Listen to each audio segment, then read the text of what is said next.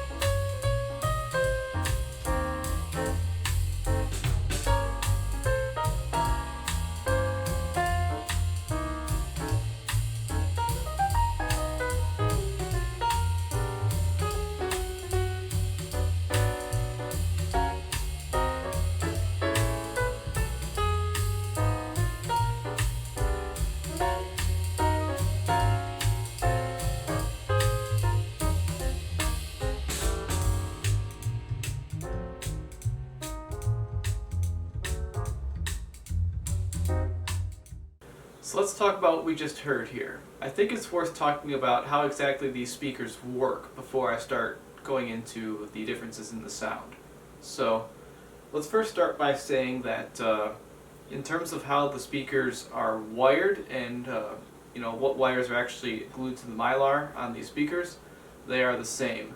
The MG1 and MG2 both have a thin wire on one side and a thicker wire on the majority of the diaphragm. The only difference between these two speakers is that on the MG2 it's just longer than the MG1. The second biggest difference between these speakers is where this mylar diaphragm is secured or fixed. On the MG1, there's actually a bar going right about here where the back of the diaphragm is glued to this fixed bar. And that kind of allows you to have, vibrations here and here basically. So that's where like most of your sound comes here and here. On the MG2, you've got a bar about here and about here or so. So you've got this top section here, this middle section, and the bottom section. So that'll give you a really different sound based on where you're sitting. So with this speaker, in my review of it versus the Klipsch KG4s, I talked about how you really need to be sitting like, about here to actually hear what the speaker can do. Like if you're up here, you want to stand up. It's as if you've left the zone. You are no longer in the zone when you're up here and you're listening to an MG1. You must come back down here in order to fully appreciate and hear the MG1. With the MG2, it's not so dramatic like that, not nearly as much so.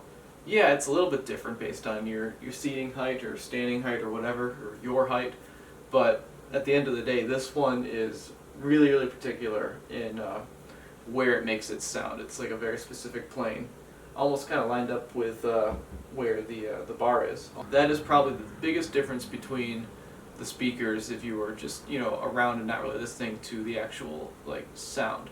Anybody can pick up on that difference. The second biggest difference is probably the treble response. This might have something to do with the crossover caps I have on these speakers, or how one of these still has its original treble wire. It might do better with the high frequencies than what I did with my repair. I might have used too much glue on the diaphragm, and that might be affecting things.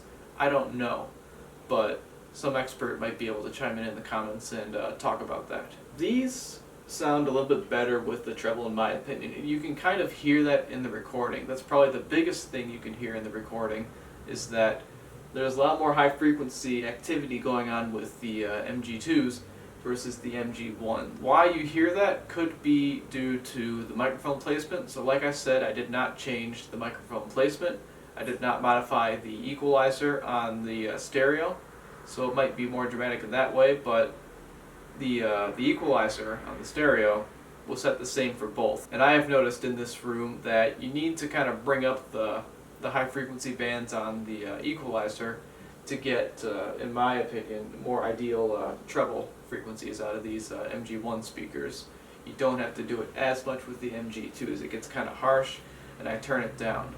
Most speakers, when you turn the high frequency bands up that high, they're going to sound very harsh, but not these speakers. That's my experience at least. And then in terms of experience, just pure listening, the MG2s provide an even more immersive experience than the MG1s. I talked about that in my MG1 versus KG4 video. You get a very immersive experience with a planar speaker, because think about it, these wood pieces right here, they're here for a reason.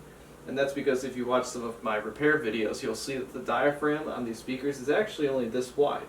These wood trim pieces, they go right on the edges of the actual diaphragm. The diaphragm runs, the entire length of the speaker. So like these sections here, it's just material. There's no sound coming out of it. What I'm trying to get at is this whole thing is making sound.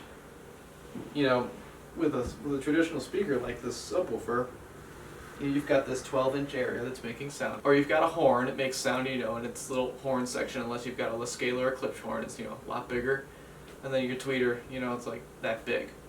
But, these things, It's the whole thing. The whole thing is making the sound, and that creates an extremely immersive experience. And that's what's so cool about these speakers, is the experience you get from having a speaker where this whole entire section is what's making sound. You know, they can make Bluetooth speakers sound as good as they can and, you know, make them sound great.